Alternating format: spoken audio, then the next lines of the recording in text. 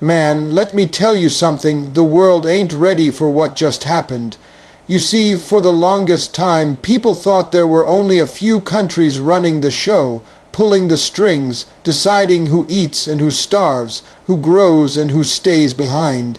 But then India walked up to the stage, not quietly, not humbly, not asking permission, but boldly with fire in its chest, and made a move so powerful, so unshakable, that the United States itself had to sit down and swallow its pride. That right there, that was humiliation, and not just a little embarrassment. It was the kind of humiliation that makes the so-called king realize the throne ain't safe anymore. Now people are scratching their heads, wondering, how did this even happen? Because for decades the narrative was the same. America was the sheriff of the global town. They told other countries how to behave, where to trade, what to build, and what to dismantle.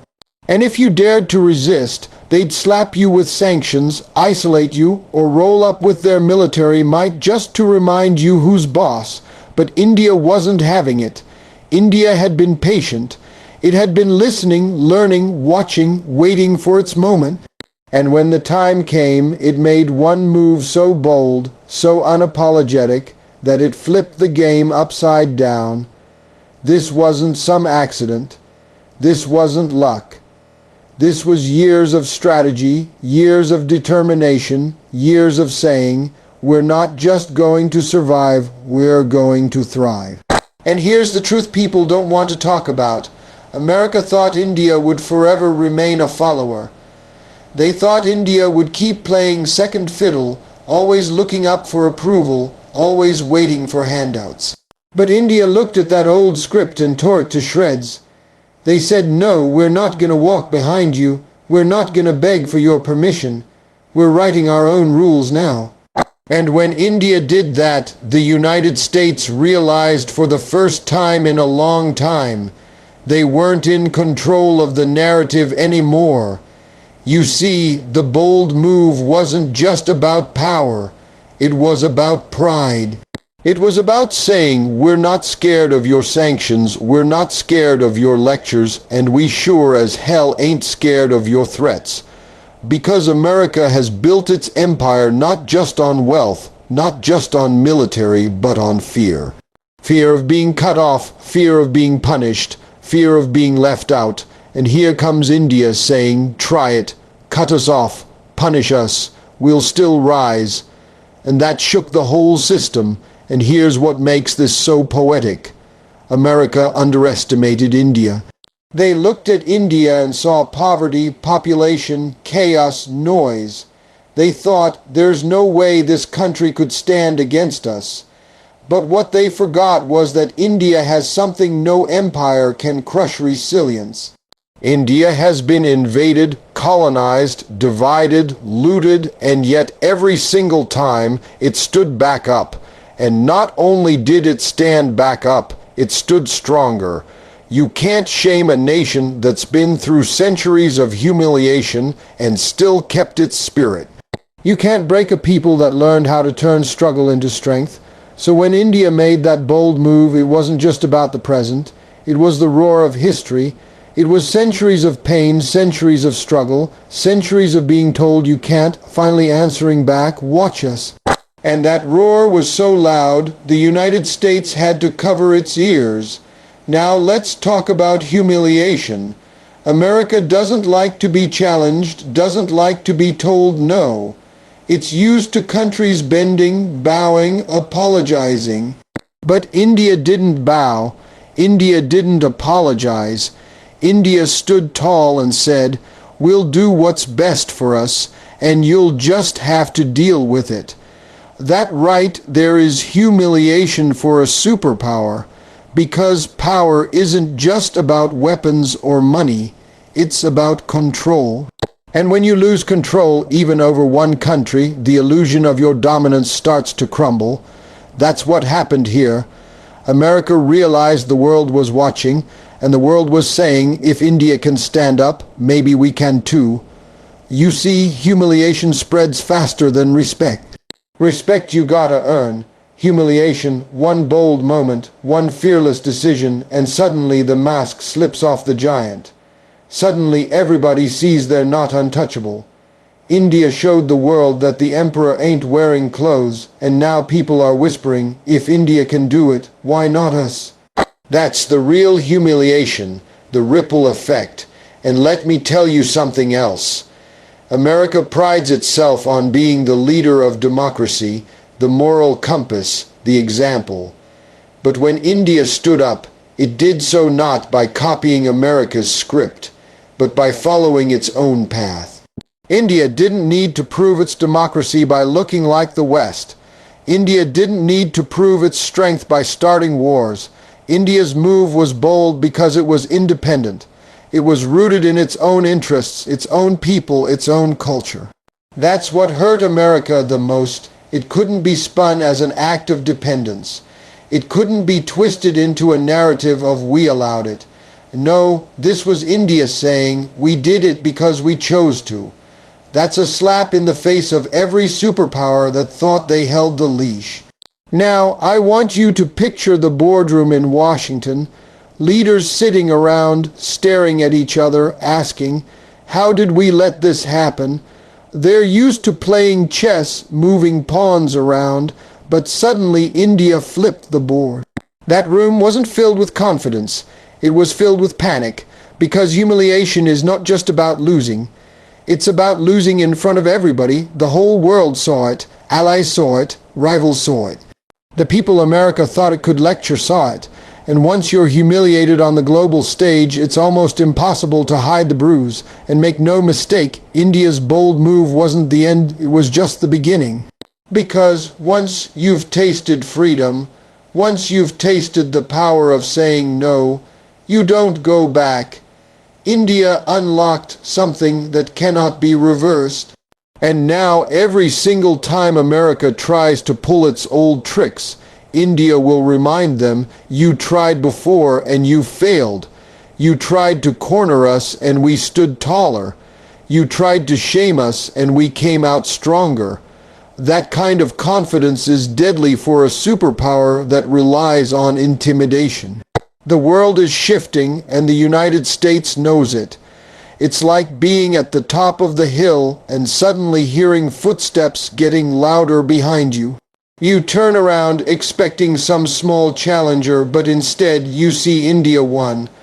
4 billion strong, armed with technology, economy, culture, and pride. That's not just competition, that's destiny catching up. So why was this move bold? Because it wasn't just about India. It was about every country that's been told they're not enough. It was about every nation that's been treated like a follower. It was about breaking the chains of approval, seeking and standing tall in the face of giants. India humiliated the United States by reminding the world that giants can be challenged, that fear can be broken, and that respect comes to those who seize it, not those who wait for it. And the best part, India did it with its own flavor, its own style, its own power, not by copying, not by mimicking, but by being authentically itself. That's what makes humiliation sting even more. It wasn't beaten at its own game. It was beaten at a game it didn't even know how to play. America couldn't stop it, couldn't predict it, couldn't control it. And now they're left dealing with the fallout. This is the beginning of a new era. The world has seen the cracks. The illusion of invincibility has been shattered. India has humiliated the United States not by destroying it, but by exposing it. And exposure is worse than defeat, because once the truth is out, there's no going back. The U.S. realized that India is no longer a follower. It is now a force rewriting global rules. And that right, there is the part nobody saw coming, the part that cut deepest, the part that made Washington stare across the ocean and whisper, "What just happened?" For decades, the playbook was the same. The United States led, the rest followed. The U.S. set the standard, and others either copied it or risked being left behind. But then India decided, we're not going to be a shadow anymore. We're not going to clap for someone else's script. We're not going to be a student in a class where we already know the answers. And the moment India started playing its own game, the balance of power tilted.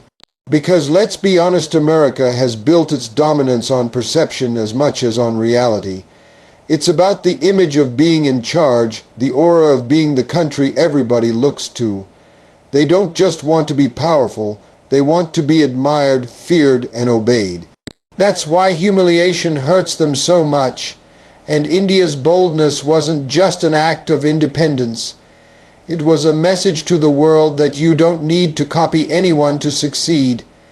You don't need to play the role of follower just because someone tells you that's the only way forward. What India showed was courage, the kind that makes giants nervous. Because America has gotten used to countries being predictable, lining up for approval, waiting for aid, waiting for deals, waiting for validation. India broke that cycle. It said, we don't need validation from across the ocean. We don't need a stamp of approval. We've got our own stamp. That was when the U.S. realized they weren't just dealing with a rising economy or a growing military. They were dealing with a mindset shift. And when the mindset of a nation shifts, no superpower on earth can stop it. India is no longer just reacting to what others do. It is creating the conditions, setting the stage, making the rules. Think about that.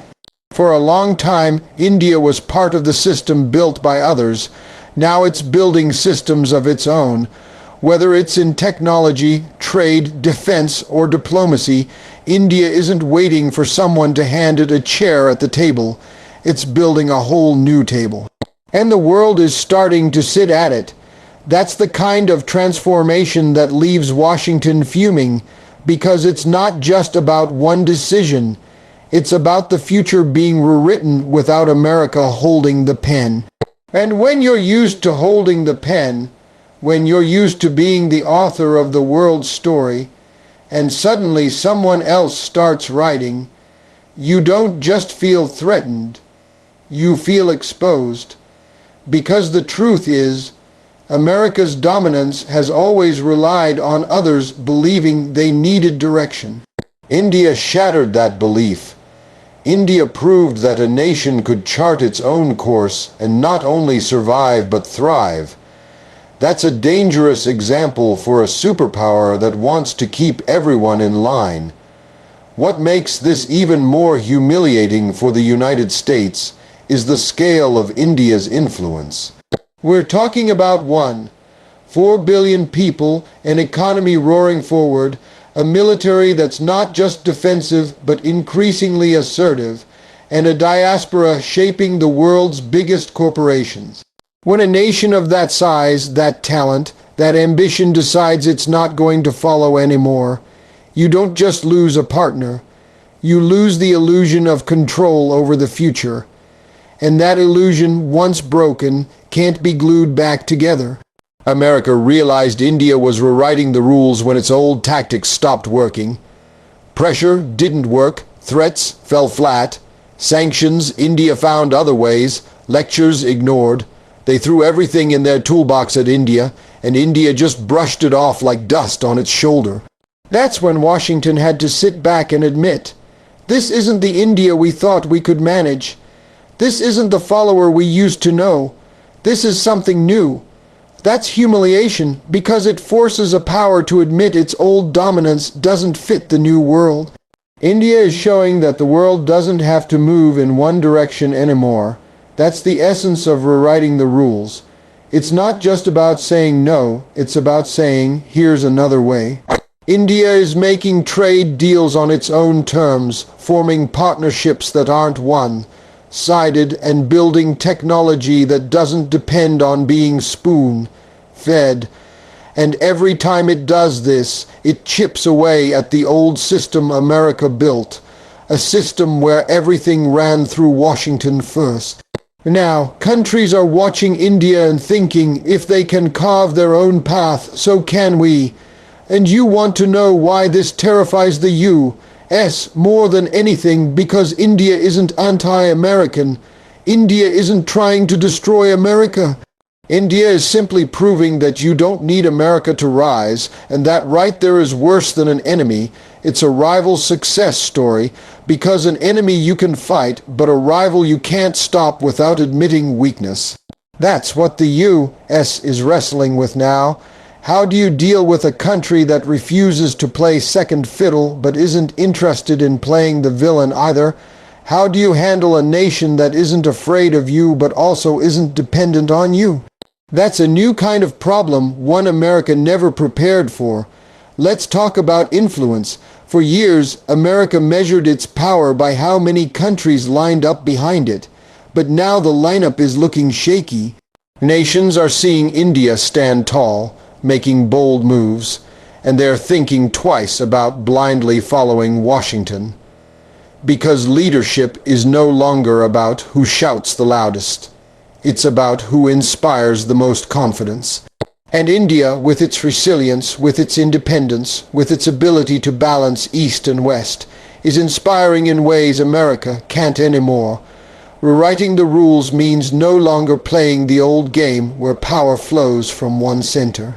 Instead, India is showing that power can be shared, that partnerships can be equal, that respect doesn't have to be begged for. It can be earned through strength, dignity, and persistence. That's why the U.S. feels humiliated. They spent decades convincing the world that their way was the only way, and now here comes India proving otherwise. That revelation shakes the foundation of everything America stands on. And don't underestimate the symbolic weight of this, because humiliation isn't always about losing a battle. It's about losing the narrative. America loves to be the storyteller, but now India is telling its own story, and people are listening. The narrative is no longer America leads, others follow. It's becoming nations rise, and the world adapts. That shift in storytelling is more powerful than bombs, more powerful than sanctions, because it changes how people see themselves. The U.S. realized that India's role isn't just about being another big economy. It's about being a model for a new kind of power. A power that doesn't need validation, a power that doesn't need to mimic, a power that doesn't need to be feared to be respected. That's the kind of power that rewrites the rules of the game. And when America saw that, it was like looking into a mirror and realizing the reflection is no longer theirs to control. India is not asking for a seat at the global table. It's building its own table. That means trade routes that don't run through Washington. That means alliances that don't require U.S. approval. That means technological ecosystems that don't need Silicon Valley to survive. That means narratives that don't have to be told in English to matter. Every one of these steps is another reminder to the U.S. that the era of unilateral dominance is fading. The humiliation comes from knowing the shift isn't temporary. This isn't a protest. This isn't a rebellion. This isn't a moment of defiance. This is the beginning of a permanent change. India has crossed a line where it can't go back to being a follower, because once you've proven you can lead, once you've proven you can stand on your own, there's no returning to the shadows. The U.S. knows this. They know the world has seen India's courage. They know the mask has slipped, and they know no amount of pressure, no amount of intimidation, no amount of sweet talk can erase the fact that India is now rewriting the rules of the game they thought they owned.